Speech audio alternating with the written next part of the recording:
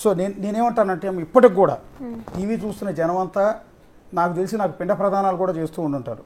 ఎందుకంటే ఎవరు యాక్సెప్ట్ చేయరు దీన్ని. మా డాడీ నాకు ఎప్పుడు అమావాస్య రోజు కాదమ్మా, నన్ను ఇష్టం వచ్చినట్టు బూతులు తిడతా ఉంటారు. ఇప్పుడు కూడా మీరు యూట్యూబ్ కామెంట్స్లోకి వెళ్తే నన్ను తిట్టని వాళ్ళు ఉండరు నాకు తెలిసినంత వరకు. ఎందుకు అంటే నేను ఒకవేళ అఘోరీకి సపోర్ట్ చేసి మిమ్మల్ని అఘోరీతో పాటు పంపించే ప్రయత్నం చేస్తున్నానేమోనని వాళ్ళు అనుకుంటారు సహజంగా. కానీ ఒక తండ్రిగా నేను ఒక అప్పీల్ చేసుకుంటున్నానమ్మా. నేను ఒక అన్నగా, నీ అన్న హర్ష ప్లేస్లో మీ నాన్న కోటాయి ప్లేస్లో ఉండి అడుగుతున్నాను. నేను ఇప్పటికీ కూడా నువ్వు రిక్వెస్ట్ చేస్తున్నామ్మా, నువ్వు అఘోరీ అమ్మతో వెళ్తే నీ లైఫ్ బాగుంటుందని నేనైతే అనుకోవట్లేదు. కొద్ది రోజుల పాటు ఈ అట్రాక్షన్లో కొద్ది రోజుల పాటు బాగుండొచ్చేమో. ఎందుకంటే మీరు సఫర్ అయి ఉన్నారు, కష్టాలు పడి ఉన్నారు, దెబ్బలు తిని ఉన్నారు, అవమానాలు పడి ఉన్నారు. ఇవన్నీ చూసిన తర్వాత జీవితం మీద విరక్తి వైరాగ్యం చెంది కొద్ది రోజుల పాటు మైండ్ అలా ఆలోచించవచ్చు, తప్పేం లేదు.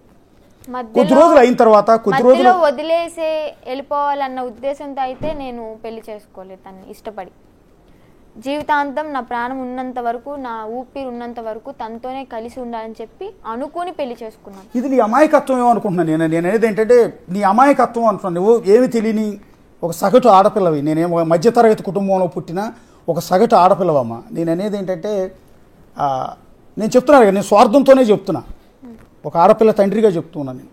ఇది నువ్వు ఇప్పుడు ఏమీ ఆలోచించి నిర్ణయాలు తీసుకోలేని వయసు నీది, అమాయకురాలు. తండ్రిగా చెప్తున్నా అన్నారు కదా, మరి ఒక కూతురుగా నా బాధ ఎందుకు అర్థం చేసుకోవట్లేదు మీరు? ఒక తండ్రిగా మీ బాధ ఓకే ఉంటది, మరి కూతురిగా ఓకే కూతురు ఇష్టపడింది, అడుక్కునే వాడికే ఇచ్చి చేస్తాను అది ఇది చెప్పని అంటారు ఇష్టపడితే.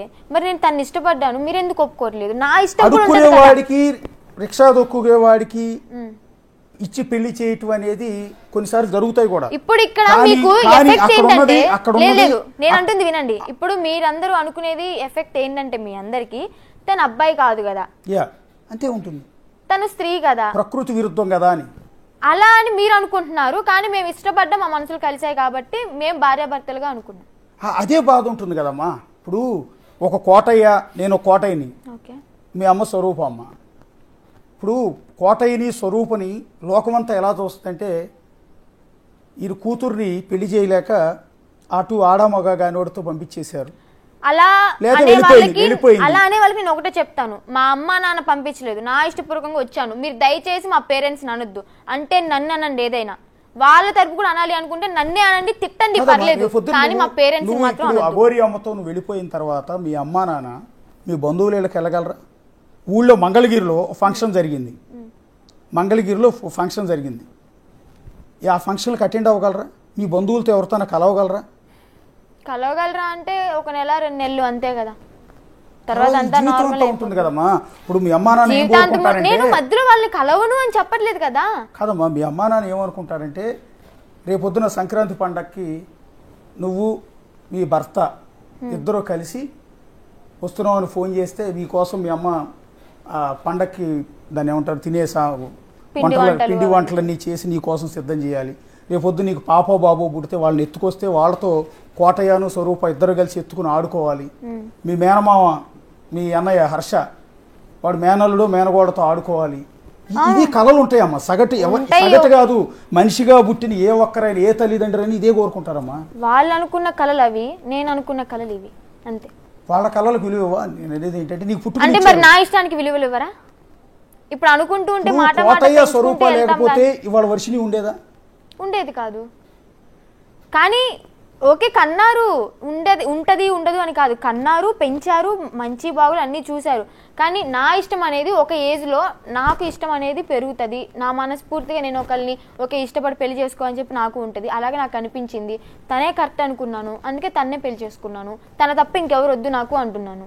జీవితంలో తను ఒక్కడు చాలు. ఒక సంవత్సరం తర్వాత మీ ఆలోచన మారచ్చు కదా?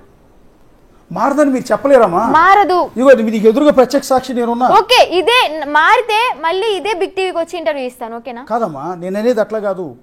నేను గుర్తుపెట్టుకు, నేను ఇక్కడ బిగ్ టీవీ తరపున హోస్ట్గా నేను అడగట్లేదమ్మా. ఓకే చెప్పండి. నీ అన్నగానే అడుగుతున్నా, లేదా నీ తండ్రిగా అడుగుతున్నా.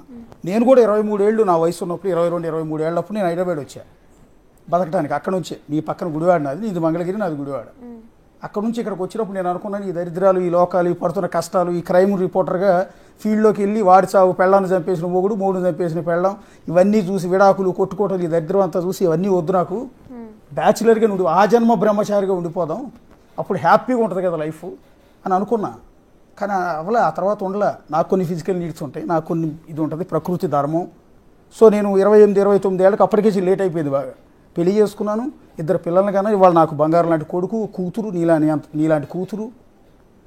హ్యాపీగా ఉంది నా లైఫ్. నేను ఆ రోజు నీలాగే నా ఆలోచన అంతా అలాగే ఉండేది. ఎవడన్నా పెళ్లికి వెళ్తే వాడిని ఇట్లాగే కౌన్సిలింగ్ చేసేవాడిని, ఎందుకురా పెళ్లి చేసుకుంటావు దరిద్రం అని, హ్యాపీగా ఉండొచ్చు కదా అని. అలా చెప్పిన వాడిని వాళ్ళ 2 పిల్లల్ని కన్నాను. నా లైఫ్ హ్యాపీగా ఉంది, బంగారం లాంటి భార్య, 2 పిల్లలు.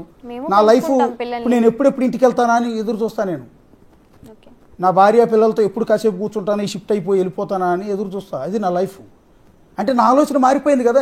నేను నీకన్నా కాస్త మెచ్యూర్డ్ అని అనుకుంటున్నావు కదా, వయసులోను ఇంకో విధంగాను.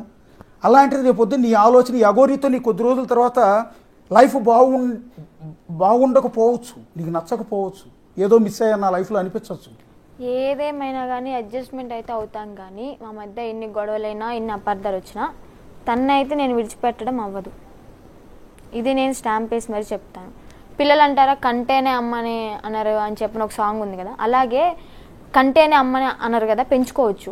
ఎంతోమంది అనాథాశ్రమాలు, ఎన్నో అనాథాశ్రమంలో చాలామంది పిల్లలు ఉన్నారు. అదే పిల్లల్ని మేము 2 తీసుకుని పెంచుకుంటాం, చాలు కదా మాకు. మా జీవితాంతం ఆ పిల్లలతో తను నేను చాలు హ్యాపీగా ఉంటాం. సరే, ఇప్పుడు కూడా నేనైతే యాక్సెప్ట్ చేయను. బట్ నీ లైఫ్, నీ ఇష్టం, నీ మీద మాకేమీ రైట్స్ ఉండవు కాబట్టి నీ నిర్ణయాన్ని మేము వ్యతిరేకించాము. కానీ నేనేమంటానంటే, ఇంతలా అఘోరి అంటే ఎందుకు అంత ఇష్టం నీకు అని? నేనేది ఎందుకు, ఏమి నచ్చింది? ఎన్ని రోజులు పరిచయం మీకు ఆయనకి అసలు? ఎందుకు అంటే చెప్పలేను, కానీ చాలా ఇష్టపడ్డాను. నా మనసుకి నచ్చేసారు అంతే. నా మైండ్కి కాదు, నా మనసుకే నచ్చేసారు. అంటే ఎక్కడమ్మా ఇప్పుడు మీకు? అంటే నేను ఒకటే చెప్తాను, మనిషిని ప్రేమిస్తే మట్టిలో కలిసిపోయేంత వరకే, లేదా ఇంకో మనిషి వచ్చేంత వరకే. అదే మనసు కలిసి ప్రేమిస్తే అది ప్రాణం పోయేంత వరకు ఉంటుంది ఆ బంధం. అలాగే మేము మనసుతో ప్రేమించుకుంటున్నాం కాబట్టి మా బంధం ప్రాణం పోయేంత వరకు ఇలాగే ఉండాలని చెప్పి కోరుకుంటున్నాను.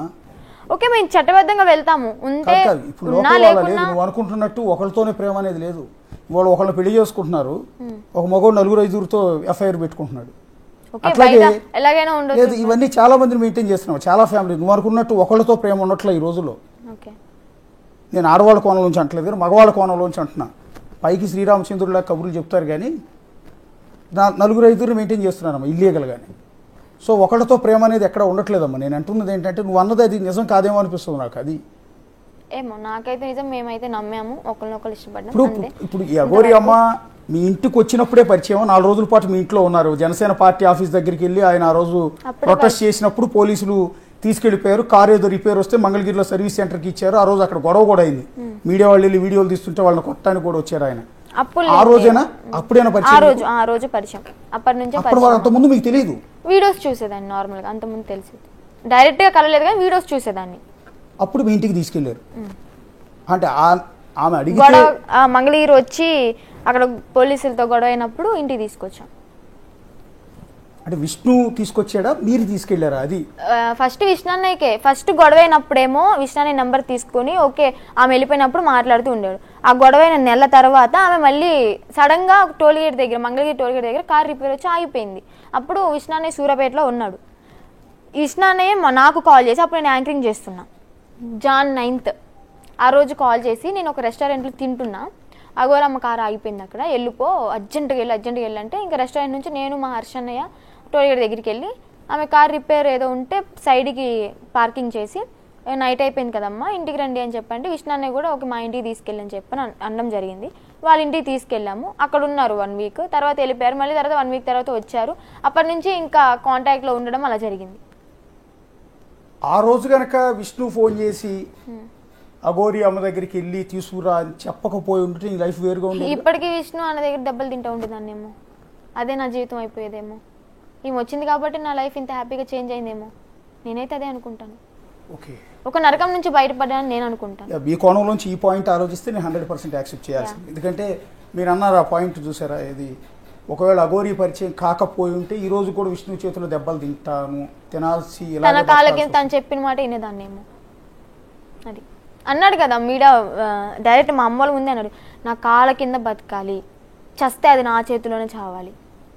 అంటే చంపే హక్కు కూడా ఇచ్చారా? మా అమ్మ నాన్నకే లేదు హక్కు, తనకి ఎలా ఇస్తాను నేను? ఇప్పటికైనా విష్ణు మిమ్మల్ని వదిలిపెట్టేస్తాడన్న నమ్మకం ఉందా మీకు? వదిలిపెట్టాలి 100%. వదిలిపెట్టకపోతే నేను ఊరుకోను. ఏమో మొన్నట్లాగా మళ్ళీ వచ్చి ఈడ్చుకురావచ్చు మిమ్మల్ని? అస్సలు లేదు.